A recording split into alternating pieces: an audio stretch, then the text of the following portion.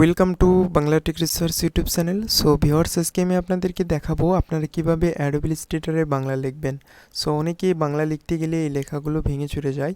Just আজকে আমি আপনাদেরকে এই বাংলা লিখে দেখাবো, প্লাস আপনারা কোন ফন্টগুলো ডাউনলোড করলে আপনার এই লেখাগুলো আর ভেঙে যাবে না। জাস্ট এই ভিডিওতে সবগুলো আমি দেখিয়ে দেওয়ার চেষ্টা করব। অবশ্যই ভিডিওটি আপনারা ফুল কন্টিনিউ করবেন। আর আপনি যদি এই চ্যানেলের নতুন দর্শক হয়ে থাকেন তাহলে অবশ্যই চ্যানেলটি সাবস্ক্রাইব করে পাশের বেল আইকনটাতে ক্লিক করে নোটিফিকেশন অন করে দেবেন। তাহলে চলুন ভিডিওটি স্টার্ট করা যাক। সো ভিউয়ার্স, আপনারা অবশ্যই যদি বাংলা ফন্ট ইউজ করতে চান তাহলে অবশ্যই আপনারা এই অক্ষর বাংলা অর্থাৎ অক্ষর বানানো এটাতে আপনারা ক্লিক করবেন। জাস্ট অক্ষরবানানো.com এখানে ক্লিক করার পর আপনি এই ওয়েবসাইটে দেখতে পারবেন অসংখ্য বাংলা ফন্ট। জাস্ট এই ফন্টগুলো আপনি কিন্তু খুব সহজে ইউজ করতে পারবেন। জাস্ট এটা কি ইউনিকোড। সো আপনাকে অবশ্যই ইউনিকোড কনভার্টের ফন্ট আপনাকে ডাউনলোড করতে হবে। সো ইউনিকোড কনভার্টের যেগুলো ফন্ট না সেগুলো কিন্তু আপনার হবে না। এজন্য আমি আপনাদেরকে বলতেছি যে অবশ্যই ইউনিকোড ফন্টগুলো আপনারা ডাউনলোড করবেন। অক্ষর বাংলা এখানে অক্ষর 52 এই ওয়েবসাইটে আসার পর আপনারা এই ফন্টগুলো ডাউনলোড করবেন।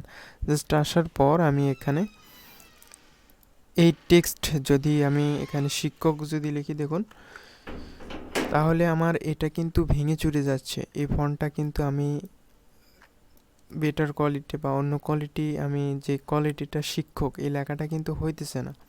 কারণটা কি, আমার এই যে লেখাটা এই লেখাটা কিন্তু আমার ভেঙে যাচ্ছে। এই ভেঙে যেন না যায়, আমি যদি এখানে আরও একটি টেক্সট লিখি, যেমন বিশ্ববিদ্যালয়, এই লেখাটাকে আমি কপি করলাম। কপি করার পর আমি আবারও সেম একইভাবে পেস্ট করব। দেখুন এই লেখাটাও কিন্তু আমার ভেঙে যাচ্ছে। কারণটা কি, আমাদের এটা কিন্তু সব কিছুই ঠিক আছে, অর্থাৎ আমাদের ইউনিকোড একিয়া ফন্ট দিয়ে আমরা চেক করে দেখি, একিয়া বোল্ড দিয়ে আমরা চেক করে দেখি, সেম একই প্রবলেম। আচ্ছা, একিয়া দিয়ে আমরা চেক করে দেখি, দেখুন একই প্রবলেম। সো এই প্রবলেমটা সলভ করার জন্য আমাদের একটি সেটিং করতে হবে। সেটা হইতেছে যে আমরা এখান থেকে এডিট অপশনে যাব। এডিট অপশন থেকে আমরা পারফরমেন্সে ক্লিক করব। পারফরমেন্স থেকে আমরা ক্লিক করার পর আমরা এখানে দেখতে পারবো জেনারেল সিলেকশন, তারপর আমরা দেখব যে টাইপ। সো টাইপে আমরা ক্লিক করার পর আমরা এখানে একটা অপশন দেখব যে শো ইন্ডিক অপশন। জাস্ট এটাকে আমরা টিক মার্ক করে দেব। টিক মার্ক করে দেওয়ার পর জাস্ট আমরা ওকে বাটনে ক্লিক করব। ওকে বাটনে ক্লিক করার পর আমি আবারও এই টেক্সটটাকে এখন কপি করে পেস্ট করব, অর্থাৎ আমরা নতুন একটি টেক্সট লিখব। আর অবশ্যই আমি বলতেছি আপনারা অবশ্যই ইউনিকোড কনভার্ট যেগুলো ফন্ট সেগুলো আপনারা এখানে ইউজ করার চেষ্টা করবেন। সো আমরা এখানে আবার দেখব যে টেক্সটগুলো এখন পেস্ট করি। দেখুন আমাদের কিন্তু এখন এইটা অর্থাৎ এই প্রবলেমটা নেই। এখন কিন্তু আমাদের ফুলভাবেই কিন্তু এই লেখাটা চলে আসছে, অর্থাৎ এখন কিন্তু ভেঙে চুরে যাচ্ছে না। এটা করলে আমাদের কোনো বিজয় বা অব্র কিবোর্ডের প্রয়োজন পড়বে না। আমি যদি এবার শিক্ষক লেখাটাকে যদি সেমভাবে কপি করে এবার পেস্ট করে দিই, দেখুন আমার লেখাগুলো কিন্তু এবার কোনো ভেঙে চুরে যাচ্ছে না, কারণ আমাদের এই ফন্টটা কিন্তু এখন কাজ করতেছে। বা এখান থেকে আমি যদি স্যাম্পল ওটাই যদি আমি সিলেক্ট করে দিই, দেখুন তবুও কাজ করবে। দেখুন, আশা করি আপনারা বুঝতে পেরেছেন।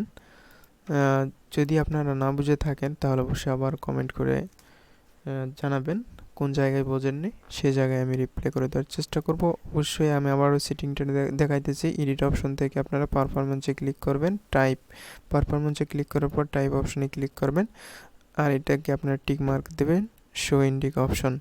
যদি এটাকে টিক মার্ক না দেওয়া থাকে তাহলে দেখুন কি হয়, জাস্ট লেখাগুলো ভেঙে চুরমার হয়ে যাবে। দেখুন কন্ট্রোল ভি। এবার দেখতে পারলেন যে এই লেখাগুলো ভেঙে যাওয়ার একটাই কারণ, সেটা হইতেছে যে এই সেটিং না করার কারণে এই লেখাগুলো ভেঙে চুরমার হয়ে যায়।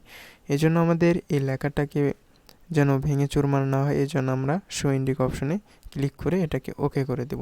তাহলে আমরা এখানে এখন যদি কোনো কিছু লিখি তাহলে আমাদের আর লেখাগুলো ভেঙে চুরে যাবে না।